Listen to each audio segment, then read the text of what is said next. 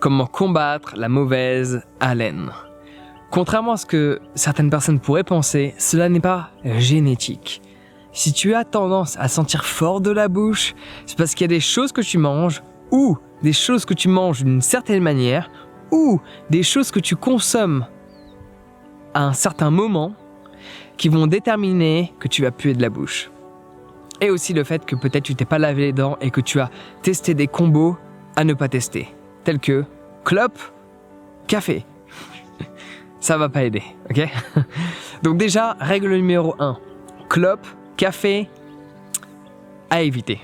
Règle numéro 2, si tu consommes de la nourriture où il y a de l'ail, de l'oignon, des échalotes, enfin bref, tu vois là où je veux en arriver, tous ces roots, toutes ces racines où il y a un germe à l'intérieur, quand tu te coupes en deux, il y a un beau petit germe qui est principalement vert avec un peu de jaune et un peu de blanc. Si tu le consommes, automatiquement, tu vas beaucoup plus puer de la bouche parce que c'est ça qui fait puer de la bouche, c'est ça qui est indigeste pour le corps. Donc forcément, ça va avoir tendance à mûrir, à pourrir à l'intérieur de toi. Donc, fais le test, tu verras qu'il y a une grande différence, ok? Donc forcément, quand tu manges au restaurant, ayant travaillé dans le restaurant, ils ne s'amusent pas à enlever le germe pour toi. Donc du coup, quand tu cuisines chez toi, enlève le germe de l'ail et de l'oignon et garantis que tu vas automatiquement voir une différence. Ok? Règle numéro 2. Là, c'était la 2. Règle numéro 3. Règle numéro 3. Boire beaucoup d'eau régulièrement. Tu as pu le voir quand les gens font un jeûne, surtout un jeûne sec, que ce soit relié au ramadan ou juste à une cure détox, ils ont tendance à sentir très fort de la bouche. Okay? Donc, automatiquement, tu vas beaucoup plus puer de la bouche si tu ne t'hydrates pas. Okay? Donc, bois beaucoup d'eau régulièrement et automatiquement, tu vas moins sentir. Okay? Règle numéro 4. Je me perds dans les chiffres là, non? Règle numéro 4. Fais en sorte de respirer par la bouche de temps en temps. Okay? Si ta bouche reste fermée tout le temps, forcément quand tu vas l'ouvrir, on ne va pas être à côté. Donc c'est bien de temps en temps de laisser l'air circuler à travers ta bouche. Règle numéro 5. Après chaque repas, lave-toi les dents. Je sais que c'est quelque chose que la plupart des gens ne font pas. Ils le font le matin et le soir.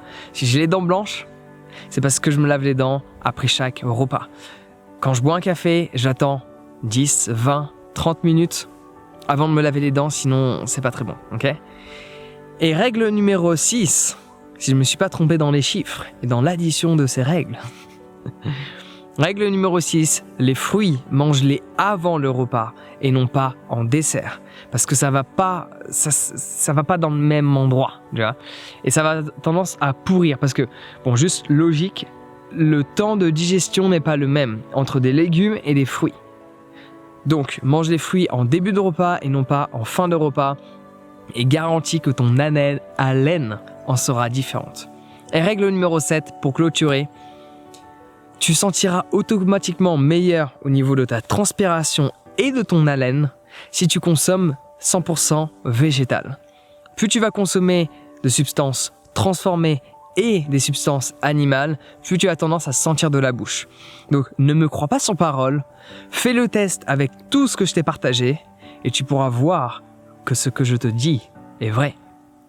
Donc pour le végétal, pour te simplifier la vie, tu peux télécharger mes guides de recettes. Donc il y a 7 recettes pour le matin, petit déjeuner, 7 recettes pour le midi, déjeuner, 7 recettes pour le soir, dîner, souper, en fonction des régions dans lesquelles tu es, que tu peux télécharger dès à présent. C'est des recettes simples, 100% végétales, que tu peux mettre en place dès aujourd'hui afin de combattre cette mauvaise haleine. Donc on se retrouve de l'autre côté sur ce Prends soin de toi et passe une excellente journée.